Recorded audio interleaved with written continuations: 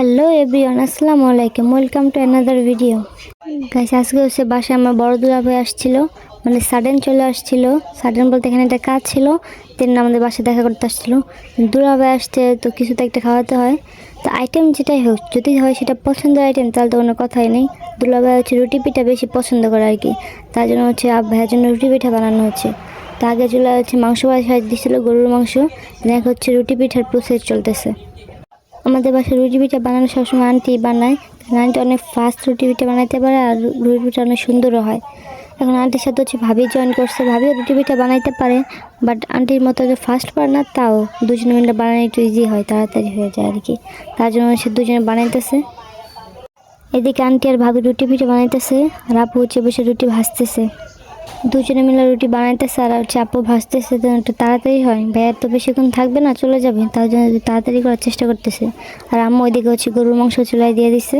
আমার কাছে কেন যে রুটি পিঠা দিয়ে হাঁসের মাংসটা বেশি মজা লাগে, বাট সবার টেস্ট তো আর একরকম না। দুলাভাই হচ্ছে হাঁসের মাংস খায় না, তাই আর কি দুলাভাইয়ের জন্য হাঁসের মাংস না রান্না করে গরুর মাংস রান্না করা হচ্ছে আর কি। তা নাহলে হাঁসের মাংস রান্না করা হতো। যদিও ভাইয়া সাডেন চলে আসছিলো, এগুলো সাডেন প্ল্যান, মানে রান্না বান্না শেষে আর কি এগুলো রান্না করতেছে। তার জন্য হয়তো বা সবাই একটু কষ্ট হইতেছে, বাট ভালোবাসার মানুষের জন্য, কাছের মানুষের জন্য একটু কষ্ট করলে ওই কষ্টটা আর কি কষ্ট মনে হয় না। প্রিয় জিনিসগুলোকে সবসময় আগলে রাখা উচিত, যত্ন করা উচিত, হোক সেটা মানুষের ক্ষেত্রে বা জিনিসপত্রের ক্ষেত্রে। যেটাই হোক, যত্ন না করলে সেটা চিরস্থায়ী থাকে না।